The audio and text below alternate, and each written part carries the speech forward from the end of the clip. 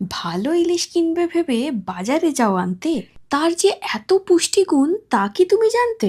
বর্ষায় ভোজন রসিক বাঙালির হেসেল জুড়ে থাকে যেই মাছ, সেই ইলিশের ঝাল ঝোল ভাপা বা ভাজা যাই হোক, গরম ভাতের সাথে মেখে খাওয়ার মজাই আলাদা।